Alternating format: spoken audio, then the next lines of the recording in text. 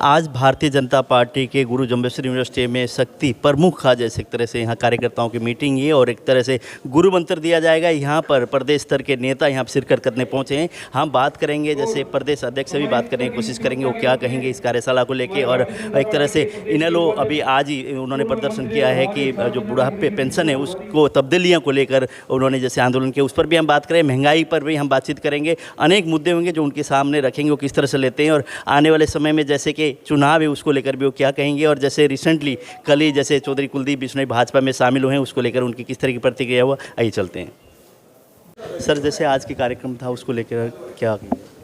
देखिए, पूरे हरियाणा में शक्ति केंद्रों की हमारी कार्यशालाएं चल रही हैं। आज भी 3 कार्यशालाएं हैं। हिसार की चल रही है, फतेहाबाद की चल रही है, सिरसा की चल रही है। तीनों में मैं जा रहा हूँ और अगले 10 तारीख तक सभी जिलों की कार्यशालाएं होंगी। पिछले 3 दिन में 9 जिलों की संपन्न हुई हैं और ये कार्यशालाएं जो हर घर तिरंगा अभियान है प्रधानमंत्री जी के आह्वान का, कैसे 10 लाख परिवारों तक हम पहुँचे, एक मुद्दा ये इनमें कार्यकर्ताओं को उसके लिए ओरिएंटेशन कर रहे हैं। फिर चुनाव आ रहा है सितंबर में पंचायती राज का, उसके लिए बात कर रहे हैं। विभाजन की विभीषिका का एक आह्वान है प्रधानमंत्री जी का 14 अगस्त को, 13 अगस्त को, 12 को। उस याद में जो 10 लाख लोग उस समय बलिदान हो गए थे, 1.5 करोड़ लोग शरणार्थी हुए, वो दर्द को देश भूले नहीं, वो याद कराने का कार्यक्रम है। इस सब के निमित्त और संगठन संरचना हमारी नीचे तक खड़ी हो, इस सब के निमित्त ये कार्यक्रम चले हुए हैं। सर कांग्रेस पार्टी हर घर तिरंगा को लेकर विरोध कर रही है, क्या कहेंगे? देखिए, कांग्रेस पार्टी ने तो बहुत पहले से ही जो लोगों ने तिरंगे फहराए उनका विरोध किया। नेताजी सुभाष चंद्र बोस ने 30 दिसंबर 1943 को अंडमान निकोबार द्वीप समूह को आज़ाद करा के वहाँ तिरंगा फहराया था अंडमान क्लब के सामने। और कांग्रेस पार्टी ने राज आने के बाद उसको डी सेरेमोनियल किया। ऑन रिकॉर्ड पूछिए, कांग्रेसियों ने ये पाप किया। वहाँ झंडा फिर फहराया गया। तो जब अटल जी की सरकार बनी, भैरव सिंह जी शेखावत जी ने जाके फहराया। जब दोबारा सरकार आई सोनिया जी की और नरसिंहा राव जी की, उसको फिर डी सेरेमोनियल करने का पाप किया।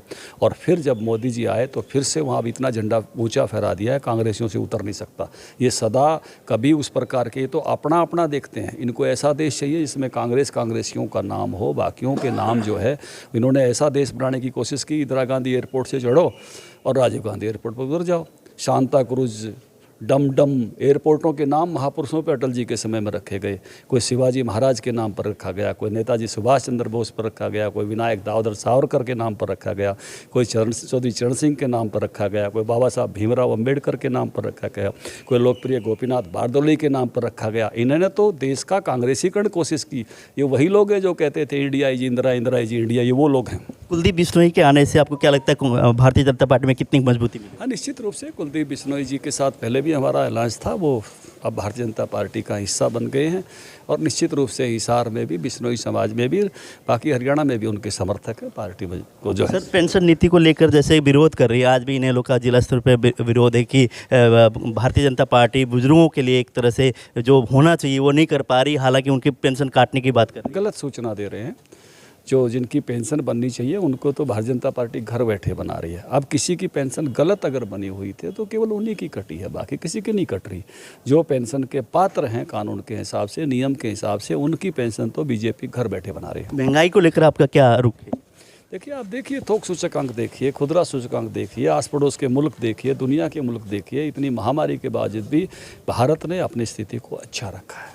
अभी हमारे साथ है भारतीय जनता पार्टी के नेता जीजेयू में एक तरह से कार्यशाला चल रही है। कार्यशाला के बारे में हम बात करेंगे। सर नमस्कार। नमस्कार जी, रमेश जी। भाजपा इस तरह की जो कार्यशाला आयोजन करती है उससे कार्यकर्ताओं को और जो ग्राउंड लेवल पे जो काम करते हैं एक नेताओं को, उनको किस तरह का ज्ञान मिलता है, गुरु मंत्र क्या मिलते हैं?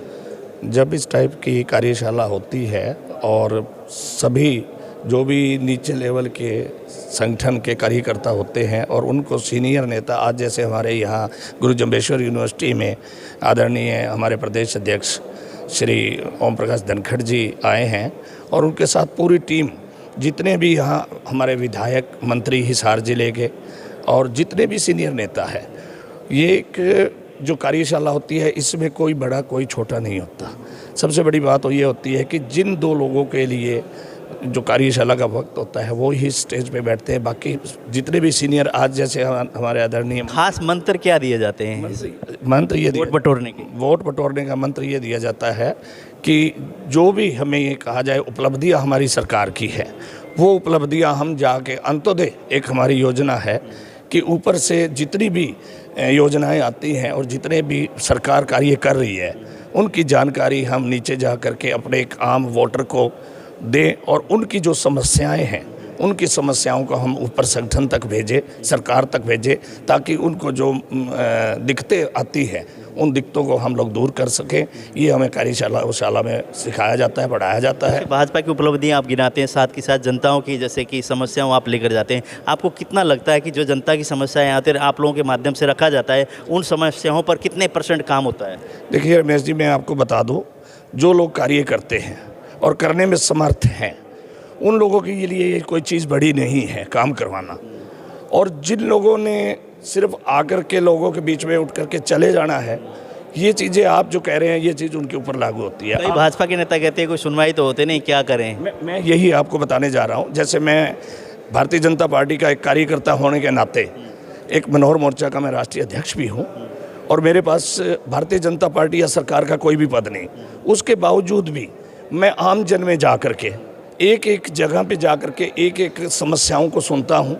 और मैं ये नहीं मानता कि ऊपर चंडीगढ़ से लेके हिसार का कोई भी ऑफिसर, कोई भी प्रशासनिक अधिकारी ऐसा हो जो हमारी जायज़ समस्याओं को ना सॉल्व करे। मैं ये आपको गारंटी के साथ कह रहा हूँ। और मैं मनोहर मोर्चा के, आपने मुझे देखा भी होगा कि मैं जगह जगह पे चलता हूँ। आज आपने मुझे यहाँ रोक लिया। वैसे मैं मीडिया में आना पसंद भी नहीं करता, मैं प्रैक्टिकली फील्ड पे काम करना पसंद करता हूँ और जो मैं कर रहा हूँ। और लोग आकर के, मैं सुबह बैठता हूँ, मैं आज अपने आप को सौभाग्यशाली मानता हूँ कि मेरे पास आज हिसार ज़िले में मैं ये समझता हूँ कि सबसे ज़्यादा लोग समस्याएं लेके आते हैं। और आप लोग उनके बीच में भी जाते हो, आपको पता भी चलता है कि वो लोग बताते होंगे कि हम कार्यकर्ता उन समस्याओं को कैसे सुलझाते हैं। तो कार्यकर्ताओं पर निर्भर होता है कि काम करा पाएँ या ना पाएँ? नहीं, कार्यकर्ता खुद भी करवा सकता है और कार्यकर्ता के जो ऊपर सीनियर है अगर वो उसके साथ ठीक है उसके रिलेशन, तो वो उनके थ्रू भी करवा सकता है। ये तो एक संगठन है, संगठन कार्यकर्ता के ऊपर सीनियर है, उसके ऊपर सीनियर है, उसके ऊपर सीनियर है। तो यहाँ ये तो भारतीय जनता पार्टी एक सरकार हमारी समुंदर है, काम कराने वाला आना चाहिए, उसको तैरना आना चाहिए। अगर वो तैर सकता है तो हर किनारे को पार करने की हिम्मत रखता है। ऐसा कुछ नहीं है, ये एक र्यूमर है। और जो लोग ये कहते हैं कि इस सरकार में कार्य नहीं करवा, अफसर नहीं मानते, ये कार्य नहीं होते, वो गलत कहते हैं। मैं इसको बिल्कुल बात को खारिज करता हूँ। और मैं तहे दिल से आज पुरजोर ये कह रहा हूँ कि जो कार्य, जो काम इस सरकार ने किए, हमारे नरेंद्र मोदी जी तो हैं ही हैं प्रधानमंत्री, उनके साथ साथ हमारे माननीय मुख्यमंत्री जिन्होंने इतने कार्य हिसार के लिए, इतनी योजनाओं को यहाँ भेजा है। अब सीएम साहब तो खड़े होकर के काम करवाएंगे नहीं, वो यहाँ के जो जनप्रतिनिधि हैं, जो यहाँ के चुने हुए पार्षद हैं, जो भी जनप्रति हैं, काम तो उन लोगों को करवाना है। सीएम साहब ने तो ग्रांट भेजनी है, उनको कहाँ लगाना है वो यहाँ के लोगों ने देखना है, जो जनप्रतिनिधि है। ऐसा नहीं है कि काम नहीं होते, काम होते हैं, काम लेकिन कराने वाले की कमी है। करवाने वाले का तो चाहिए ही। वो तो देखो, एक मीडियोकर तो होना ही चाहिए ना बीच में। ये स्वीकारते हैं, हालांकि बहुत बड़े नेता हैं भारतीय जनता पार्टी के, मनोहर मोर्चे के प्रदेश अध्यक्ष हैं। और इन्होंने ये कहा कि कार्यकर्ता जो भी है ग्राउंड लेवल पे का समस्या आती है तो कार्यकर्ता में वो दम होना चाहिए कि ऊपर तक बातचीत करके उस समस्याओं का हल करें। मतलब इस तरह के कार्यकर्ता में जोश होना चाहिए। लेकिन ये कहते हैं कुछ हैं कुछ नहीं है। जी, मैं आपको ये विश्वास दिलाना चाहता हूँ कि मैं हर हफ्ते मंगलवार चंडीगढ़ भी रहता हूँ और मुझे सभी वहाँ मंत्री भी मिलते हैं, विधायकगण भी मिलते हैं। और 162 ब्यूरोक्रेट्स की लिस्ट जो मेरे पास है, क्योंकि अगर मेरे में कोई प्लस पॉइंट होगा, मैं जिसको भी फ़ोन करता हूँ, मैं ना विधायक हूँ, ना मैं मंत्री हूँ, ना मैं जनप्रतिनिधि हूँ, उसके बावजूद भी 162 ब्यूरोक्रेट्स, कोई भी व्यक्ति जिसको भी फ़ोन करूँ वो फ़ोन उठाते हैं। और मैं आपको व्हाट्सएप पे आपको अभी दिखा सकता हूँ कि उनके कैसे मैसेज वापस आते हैं, कीप विल बी डन। तो ये एक बहुत बड़ी, अगर जिसमें ये इस बात की जज्बा है काम करवाने का, तो मैं तो और भी कार्यकर्ताओं से और भी जूनियर सीनियर सभी से ये कहना चाहूँगा कि आप आगे बढ़ो। हमें सौभाग्य है हमारा कि हमें एक ऐसी सरकार मिली है, काम करवाएं हम, ऊपर से लाएं वो हम करवाएं। मैं आपके माध्यम से फिर ये कहना चाहता हूँ कि काम ना पीछे कभी रुके हैं ना आगे कभी रुकेंगे। र्यूमर है ये, र्यूमर जो नहीं करेगा वो कहेगा, जो करेगा वो कभी नहीं तो कहेगा। अगली बार ना कोई समस्या आती है और लोग कहते हैं कि रमेश जी ये तो मैं आपके पास सीधे आऊँगा।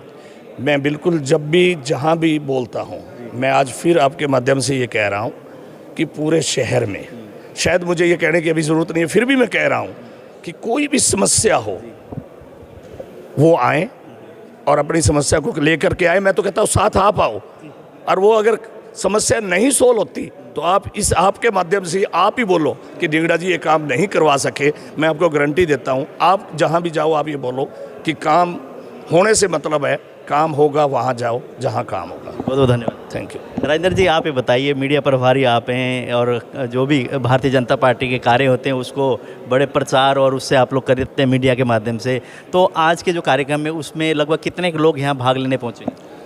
हमारे जो शक्ति केंद्र प्रमुख हैं लगभग 260 से 280 के बीच में हैं, जो जिला से हैं।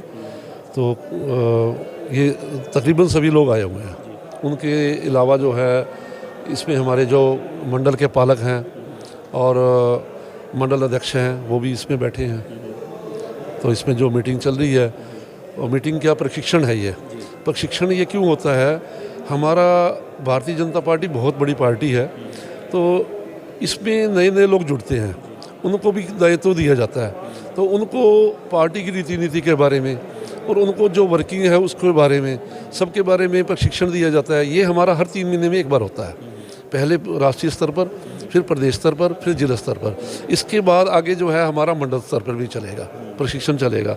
इसका मेन मकसद ये होता है कि हमारा चुनाव में बूथ जीतना, बूथ को कैसे जीता जाए। जब हम बूथ जीतेंगे तो सब कुछ हमने जीत लिया, तो बूथ जीतने सब कुछ आप जीत लिए, ग्राउंड लेवल पर समस्या उसको भी जीतना चाहिए ना, समस्या हल करना चाहिए। बहुत सारे इलाकों में सीवर व्यवस्था नहीं है, बेसहारा पशु बहुत दुनिया भर के आप देख रहे हैं। तो गौशाला अपने ढंडूर में जो आपने बनाए गो अभ्यारण्य, वहाँ तो कम है और सड़कों पे ज़्यादा हैं। देखो समस्याएं तो पहले भी थी, आज भी हैं और आगे भी रहेंगी। उनका जो समस्या का समाधान है वो भी टाइम टू टाइम हो रहा है, ऐसी बात नहीं कि नहीं हो रहा है, वो भी हो रहा है। कोई भी समस्या है उसमें समय तो लगता ही है।